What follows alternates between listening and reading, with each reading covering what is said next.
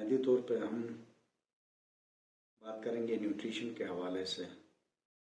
Nutrition یا غذا جسے ہم کہتے ہیں وہ بنیادی طور پر انسان کی صحت اور زندگی کی بنیادی ضرورت سے متعلق ہے، اور آپ کو پتہ ہے کہ بہتر غذا ایک بہتر جسمانی اور ذہنی نشو و نما کے لیے لازمی ہے۔ اور ہمارے یہاں پہ غذا کے حوالے سے وہ آگہی لوگوں کے پاس نہیں ہے کہ جو ان کی ایک صحت مند زندگی، ایک بہتر زندگی کے لیے ضروری ہے۔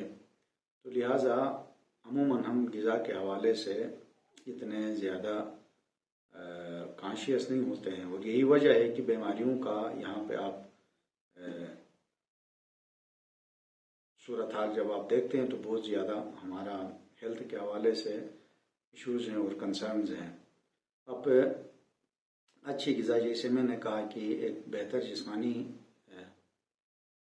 صحت کے لیے لازمی ہے۔ جب آپ کی غذا بہتر ہوگی تو آپ کے جسم کی بڑھوتری کا عمل، اس کی ریپیئر اور مینٹیننس کا عمل، اور پھر ایک ایکٹیو لائف کا جو کنسیپٹ ہے وہ وہاں پہ حاصل ہوگا۔ جہاں غذا میں کمی ہوگی یا غذا پھر ہماری جسمانی ضرورت کے مطابق نہیں ہوگی تو ہمارا جسم اسی حساب سے کمزور ہوگا، اور کمزور جسم ہمیشہ کسی بھی بیماری کے لیے انتہائی وولنریبل ہوتے ہیں۔ اب جو صحت کے معاملات ہیں یا بیماریوں کا جو تعلق ہے 80% تعلق غذا سے ہوتا ہے، ٹھیک ہے۔ اب غذائی صورتحال بہتر نہ ہونے کی وجہ سے جو ہماری جسم کی ضروریات ہیں، جیسے جنرلی ہم کہتے ہیں کہ میکرو اور مائکرو فوڈ، جس میں میکرو میں جو زیادہ مقدار میں چاہے جو ضرورت ہوتی ہے جسم کے لیے وہ غذائیں شامل ہیں، جس میں نشاستہ ہے، اچھا جس کو ہم نارملی کاربوہائیڈریٹ کہتے ہیں، پھر لحمیات ہیں، معدنیات ہیں یا نمکیات جسے ہم کہتے ہیں، اسی طرح پروٹین اور پھر فیٹس وغیرہ شامل ہیں۔ تو یہ عموماً ہم ان کو دو گروپوں میں تقسیم کرتے ہیں۔ جو زیادہ مقدار میں چاہیے ہوتی ہے غذا، اس کو میجر فوڈز کہتے ہیں، اور جو کم مقدار میں چاہیے ان کو مائنر فوڈز۔ اور میجر کا کنسپٹ بنیادی طور پر اس وجہ سے ہے کہ جو زیادہ مقدار میں چاہیے ہوگی تو وہ میجر میں آئے گی، اور جو کم مقدار میں چاہیے ہوگی تو وہ مائنر میں آئے گی، لیکن امپورٹنس دونوں کی ایکول ہے۔ اب بنیادی طور پر غذا تین طرح کے کام کرتی ہے ہمارے جسم میں۔ پہلا کام یہ ہے کہ ہماری گروتھ اور ڈیولپمنٹ کے لیے لازم ہے۔ دوسرا پھر جو جسم کے اندر توڑ پھوڑ کا عمل ہے اس میں مینٹیننس کا ایک کام ہوتا ہے، وہ کام ہماری غذا جو ہے وہ پورا کرتی ہے۔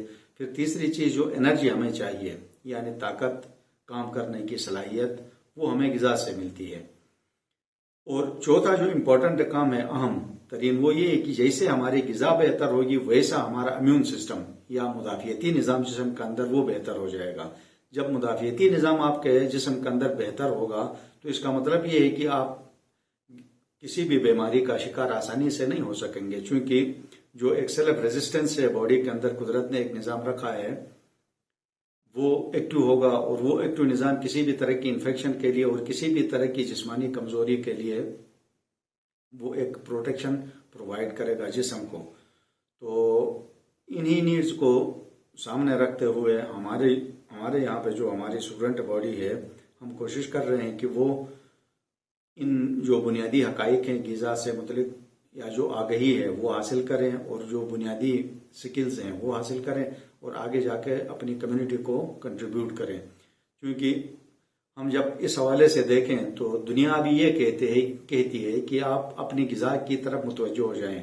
جب آپ اپنی غذا بہتر کریں گے تو بیماریاں آپ کے اوپر کم آئیں گی۔ تو ایک پروڈکٹیو لائف کے لیے، ایک ہیلدی سوسائٹی کے لیے لازم ہے کہ ہم ان بنیادی ضروریات کی طرف متوجہ ہوں، خاص طور پر غذا کی طرف۔ اور اس میں دو اسپیکٹ ہیں، ایک تو آپ کے پاس ایک بیلنسڈ ہیلدی ڈائٹ یا غذا آپ کو ملنی چاہیے، ایک صحت مند اور محفوظ غذا آپ کو ملنی چاہیے، اور دوسری بات یہ ہے کہ ہم پھر ہائیجین اور سیفٹی کے حوالے سے بھی آگاہ ہوں، کیونکہ جب تک ہم ایک اچھی غذا کو پوری صفائی ستھرائی کے ساتھ استعمال نہیں کریں گے تو وہاں پھر کئی ایک مسائل ہمارے لیے آ سکتے ہیں۔